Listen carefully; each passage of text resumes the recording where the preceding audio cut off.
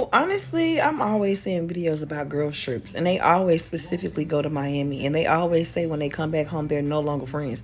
Really, I want somebody to stitch this because what be going on? Like, what are y'all falling out about? Are these new friends? First and foremost, the girls really don't be friends like that. So if we're gonna discuss this, let's really get down to the root of the issue. To be honest, one thing that I've learned is that a lot of friendships don't be built on a solid foundations. And I'm just gonna give different reasons as to why the girls still be friends even though they shouldn't be friends. Oftentimes, relationships amongst women are built through trauma bonds, whether it's through men or through their insecurities or even them commonly not liking a person. But oftentimes, a trauma bond is really the glue to the relationship even being held together in the first place. Or the girls are building relationships because they want a pretty friend group. So it's not because they're really prioritizing character or, just the traits of a person, but it's for shallow reasons as to why they even built the relationship in the first place. Or it could be that someone within the friendship is secretly jealous or envious of the other person and they're just getting close to them because they secretly want to be like them, or because they want to sabotage them, or for honestly whatever weird reason. Or some of the friendships would be girls who don't really like each other, but they're secretly in competition with each other to see like whose life is better. So that's why they're really friends, but not because they're genuinely friends because they like each other. Or it could be girls who are still friends with each other because of history, but they've really outgrown the friendship. So basically they're no longer equally yoked, but they're in the friendship because of whether it's guilt or because they feel obligated to be, or just because they don't know how to end the friendship, or they really don't want to end the friendship, but it's kind of at a point where it's like it's toxic, but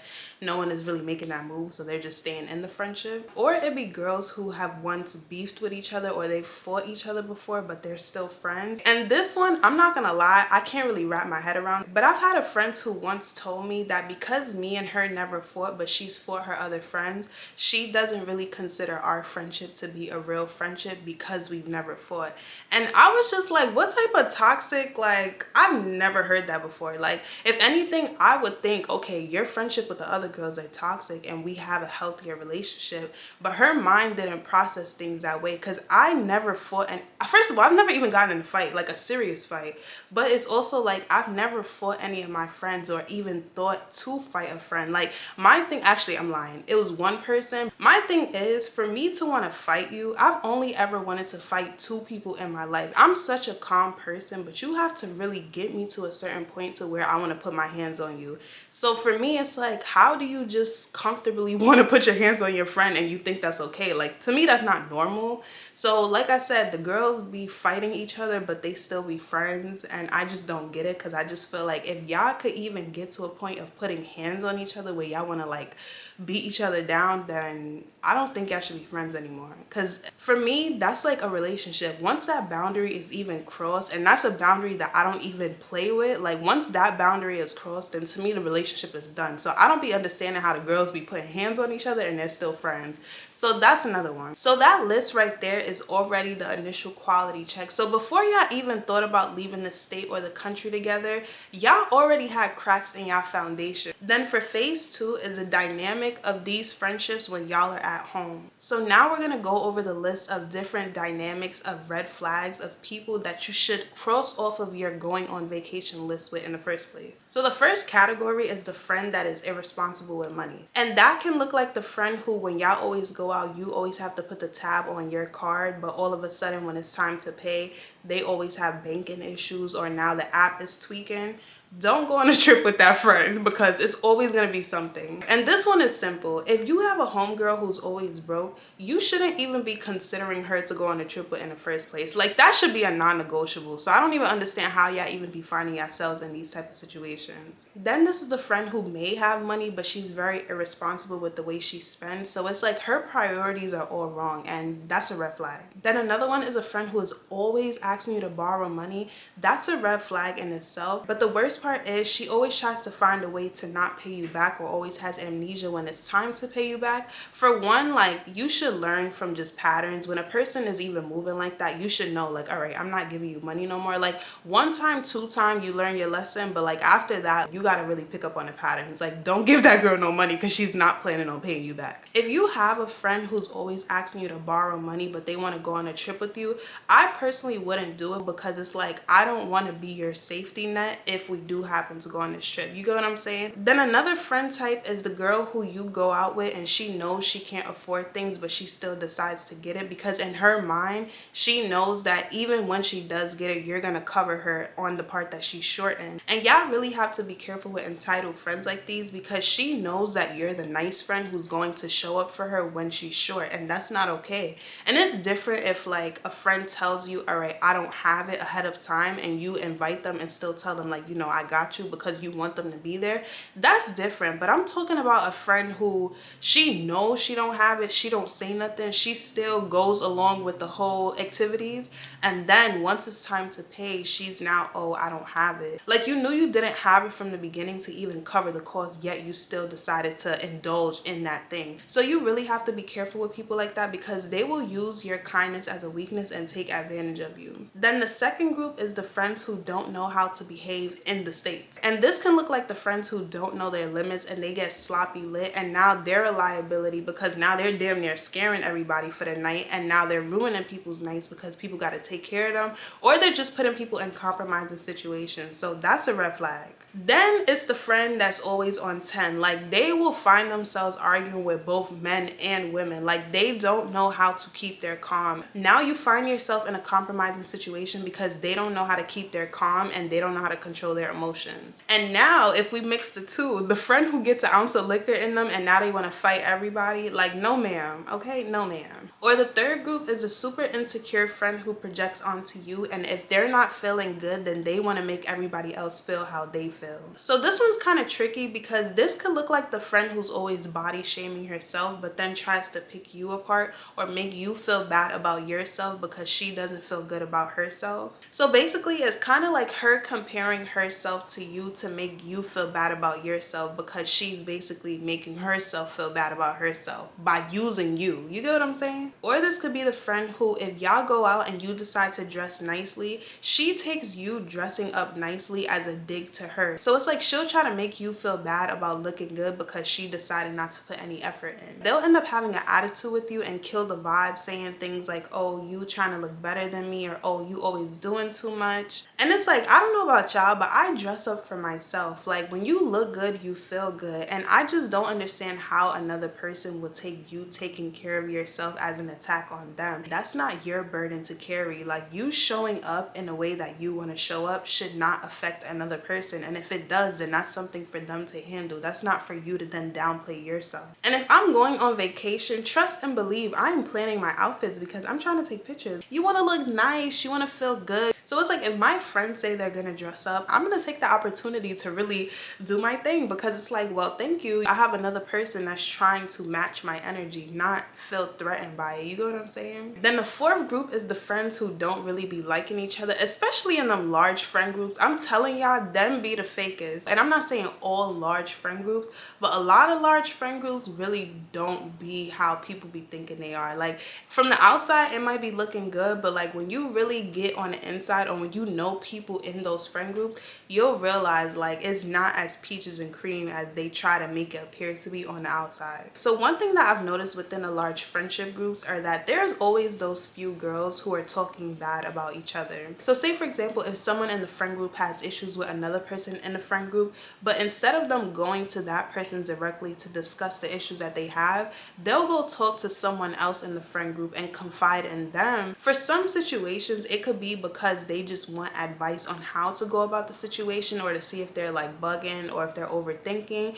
But sometimes it really just be like they'll go to talk about that person and they have no intention to go to that person and discuss the issues with them. And if you can imagine, long term, that can cause problems because now there's going to be he say, she say, and you don't know if the person that you're talking to is going to go talk to them and if they're going to spin the situation a certain type of way. So you have to be really careful of that. Then there are groups within a group. So say for example, if you have like a large friend group of like 8 girls and 3 of those girls have their own little bestie clique and then other people have their own little cliques, It could be that someone a part of the group in another section of the group feels isolated by a particular group, and it's like that person is obviously aware of the tension, but because the friendship group is large, it's like everyone feels like, you know what, like we could keep enough distance from each other to where we're not really intermingling like that and kind of keep the peace even though there really isn't peace. Then there are those friendships where they're always getting into petty arguments and fallouts, but there's always that one peacemaker in the group that wants to keep the group together. So that's why the girls are friends, but it's not because they're really genuinely like clicked up, but it's because someone is being the glue to the friendship and keeping things together just for the sake of wanting to keep the peace. Then the fifth group is the man crazy friend, and this one you might think she's unproblematic, but I promise you they be the problem. So basically when y'all go out together, the only thing on that friend's mind is securing a man. And I'm not talking about like y'all go out and y'all having a good time and then a man happens to appear. That's cool, but I'm talking about like in your mind you're planning on going out with your girl and having a good time, but in her mind you're just there just to be there. But for her, her motive is literally only finding a man. So that's a red flag. And then if y'all do happen to come across a man but you make it clear that you don't feel comfortable mingling with the men, but she's so eager and desperate and tries to guilt you into hanging out with these men even though you make it very clear that you don't want to hang out with them, and she just completely ignores your boundaries, that is a red flag. Mind you, she doesn't even know these men yet she's being so thirsty. Like, you have to be careful with people like that because it's like, damn, it's not that serious. And what's even worse is if y'all do go out together and she leaves you by yourself because she met a man. That right there is literally a red flag, because imagine y'all are in a foreign country and she does something like that. She's a liability, but also you could be finding yourself in a compromising situation that you don't need to be in because you could have avoided that. And y'all know some of these foreign countries be shady as hell. So you don't even want to find yourself in a situation where she will leave you for dead. Then the last one is a girl who calls everybody her friend. And I think people need to really wrap their head around, you may be a person who intentionally builds your friendships, but there are a lot of people out here who don't do that. In my opinion, I don't think it's smart to befriend your friends' friends if you haven't really gotten a chance to learn them yourself to even decide if that's the person that you'll be friends with. Because you don't even know the foundation of your friend and that friend's relationship. You don't know how they became friends, what made them friends, if their friendship is even healthy, if it's built on a solid foundation. You get what I'm saying? Like, your friend could be friends with somebody for like the dumbest reason, but like she could be a bad person. And I think it's fair to say that you have to be discerning on whether you know your friend has good judgment and you know your friend has boundaries and they don't play games. Like, if I know my friend is a solid person and I know that they form relationships in the way that I form them intentionally, then I can trust the friends that she bring me around. It's not to say I'm gonna be quick to hop onto the friendships and be all buddy. Of course, like, I'm gonna be nice, I'm gonna be kind and stuff like that, but I mean in the sense of like being quick to friend that friend. Like, you don't know if y'all are even compatible. So that's what I mean when I say like people be building friendships with people that they're not compatible with.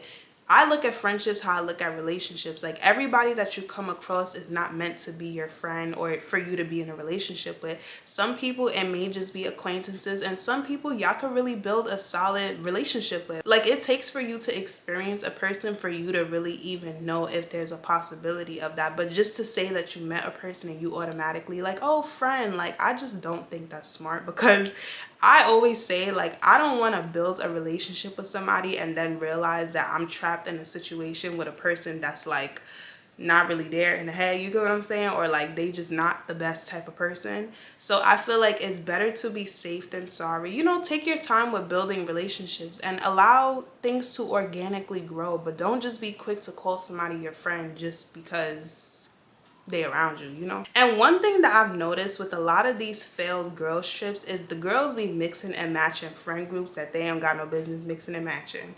Like, you could have a friend group, say like back home, and then you could have a friend group that you've met.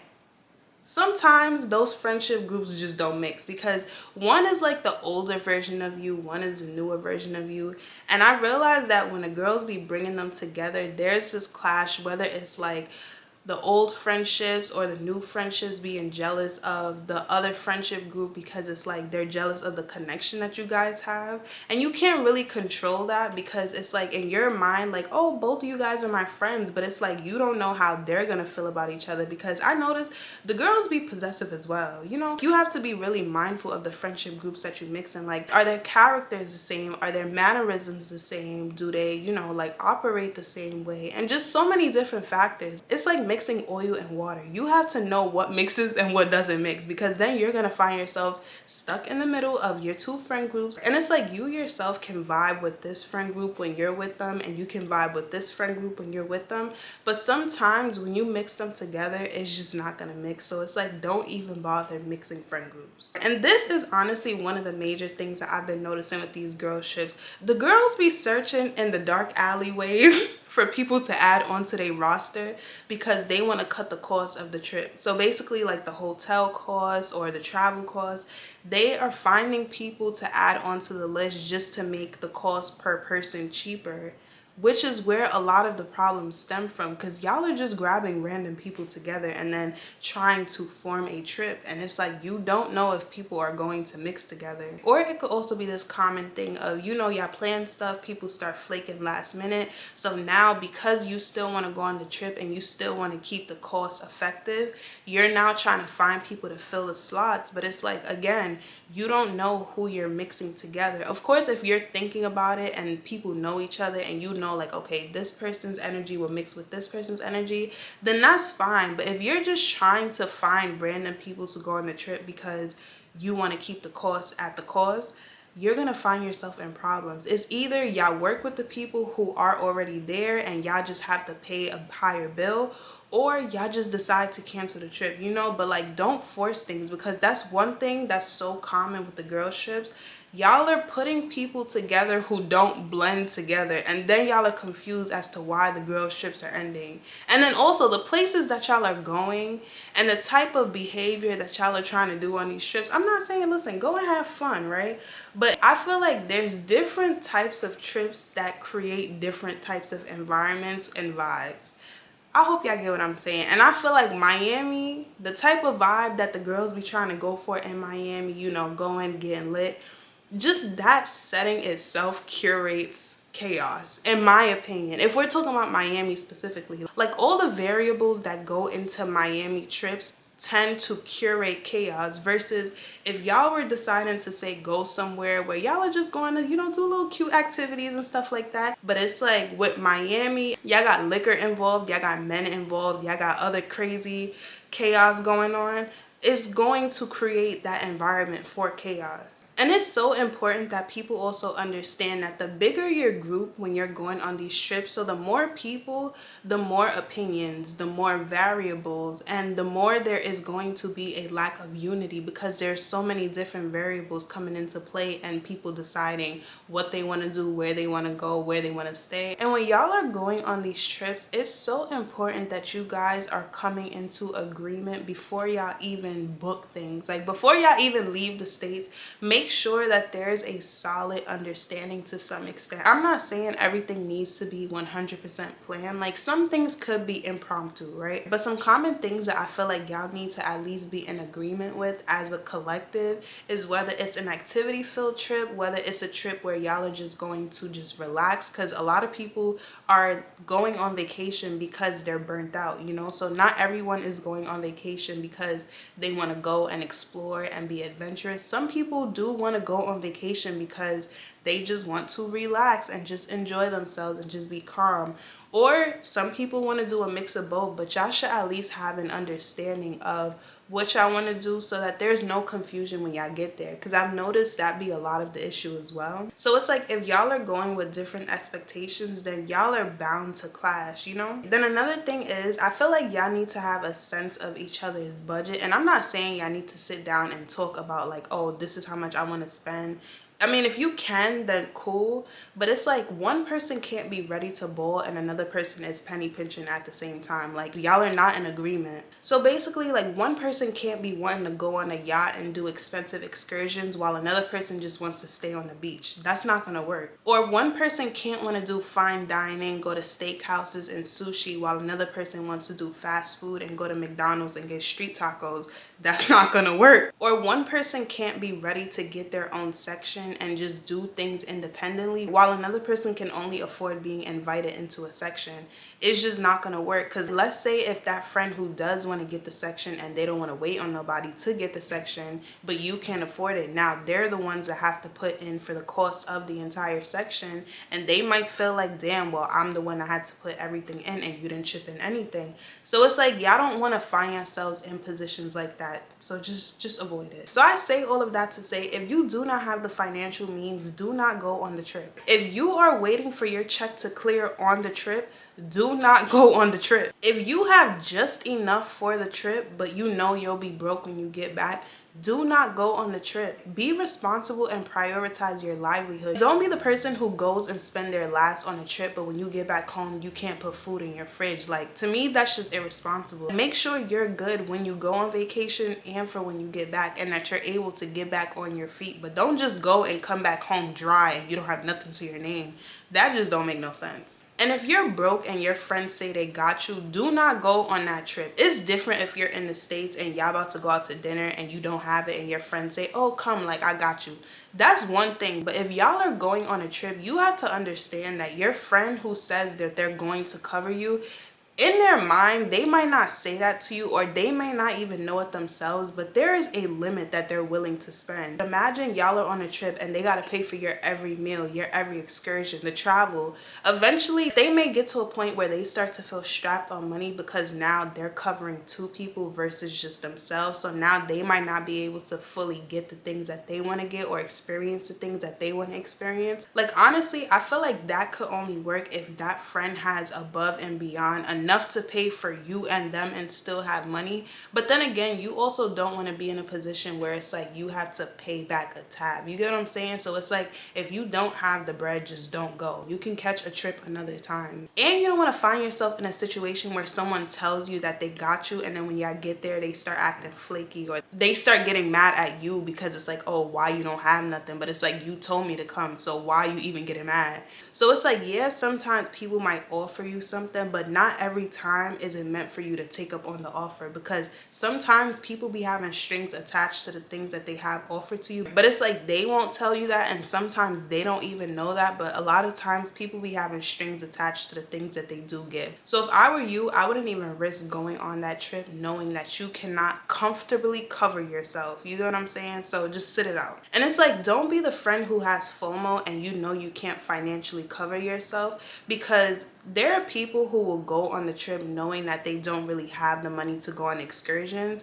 but in their mind it's just like, oh, I'm coming, but I'll stay in the room and y'all can go out. And it's like, even though you may decide that you're just gonna stay in the room while everyone else goes and do their thing, you have to understand that you're putting them in a compromising situation, because it's like, the girls will feel bad about leaving you, and you don't want them to feel like, oh damn, like I can't really go and enjoy myself because I don't want to leave her in the room.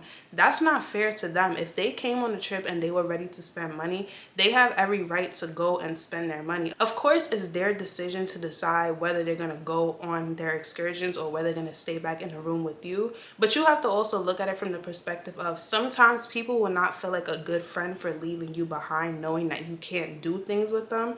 So they're going to stay with you, and that's not fair to them. So I just feel like, don't be selfish in that way, even if you may not intend to be. Also, don't go on a trip with the intention to stay in the room and then you tell everybody, oh, you know, like, just go, I'll stay here. And then when they do go, you have an attitude because you can't do nothing. For all of that, you could have just saved your flight money, your hotel stay, and you could have just stayed home. You get what I'm saying? Sometimes it's really okay to just sit things out if you can't really show up in the way that you want to show up. Also, don't be the friend who goes with no money, but you're expecting to bump into men who are going to fund your trip, because you don't know if you're going to bump into generous men who are going to make that happen. But also, you don't want to be in a situation where you're expecting stuff from men and now they're expecting stuff from you. And you know what I'm talking about. And I know some of the girls be okay with that, but it's like, just don't even put yourself in that situation. Also, don't be the friend who does not know her limits and you get sloppy lit and now you're looking for people to babysit you because in your mind, oh, I'm on vacation, I'm about to get buck wild. But it's like everyone else is on vacation as well. So it's not fair that everyone is being responsible enough to be aware and you just feel like, oh, I'm gonna get blackout drunk and now everybody else got to take care of me. You know, everybody should responsibly have fun, but still be aware enough to, you know, be mindful of each other. But it's like, y'all can still have y'all fun, but don't put yourselves in a situation where now everybody got to be your caregiver because you don't know your limit. Your friends came on vacation to have fun too. They did not come to be your babysitter. Do not go on a trip if you have to lower your basic standards of safety. So don't end up settling for some rundown suspect spot that you got lay your head that you don't feel comfortable in. You got bed bugs feasting on you when the lights go out. Or even worse, you being in a sketchy neighborhood and you're not comfortable in it. You don't want to be in a situation like that. Like, have enough money to where you can put yourself in a safe neighborhood, because again, y'all are not from wherever y'all are going. So you don't want to just be going any and everywhere just for the sake of being able to make the trip. Also, I'm going to emphasize this again. Do not go on a trip with somebody that you have an iffy relationship with. If y'all are not solid back home, don't go on a trip with them. And if you ever have a gut feeling that you should not be going on a trip, please listen to that gut feeling, because I promise you, if you don't listen to that gut feeling, 9 times out of 10 you're going to regret it, because something ends up happening on that trip to make you like, damn, I should have listened to my gut feeling. So if you feel that feeling, just listen to it and just sit that trip out. I promise it's okay to decline the trip. When the time is right, the time will be right. But if the time feel like it's not right, listen to that feeling. And to end this video, here are some green flags to consider. So I would say, honestly, the less people, I feel like the better your experience would be, because it'll be more tailored and personalized to the people who are going. So you guys will have enough time to really indulge in the things that you want to do without feeling like you have to stretch your plans and your time amongst so many different people to make sure everyone is happy. Also, I would recommend pre-planning and pre-booking things ahead of time, so that way it's like you're getting certain costs out the way so that you really have an idea of how much money you need to have in order to just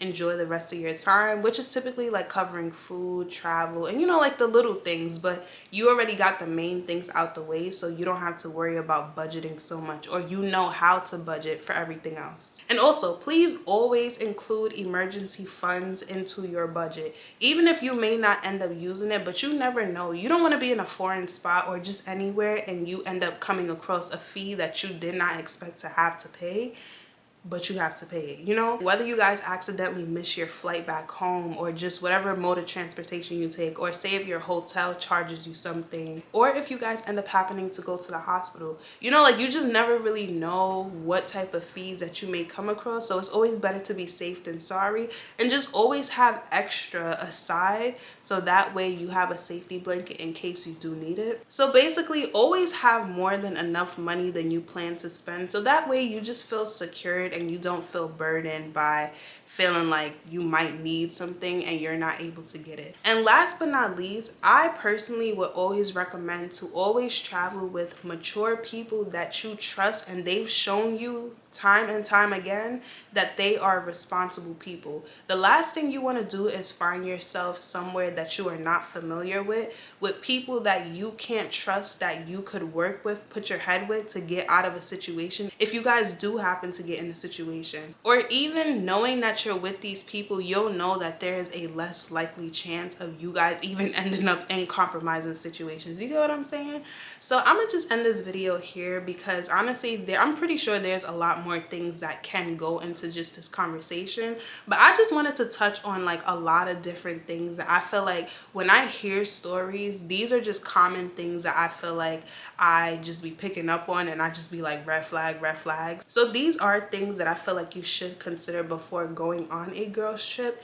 and it could save you guys a headache. And of course, it's also fair to acknowledge that sometimes you could cross all your T's and dot your I's to make sure that you don't find yourself in certain situations. And sometimes life just has a way of working. So all I'm saying is try to make sure that you're considering certain factors to lessen your chance of having to experience these girls trips gone wrong. So anyways, thank you for watching this video, and I hope you guys learned from some of these tips. And if you have any other tips from your experiences, please feel free to drop them below. And I hope the girls, you know, y'all can check them out down in the comments. Oh, and also, because of this video topic, my next video is going to be about the girl who don't have friends and how they're not always the problem. So definitely stay tuned for that video because I have a lot to say. Thank you for watching this video. I hope you enjoyed, and I hope to catch you in the next one.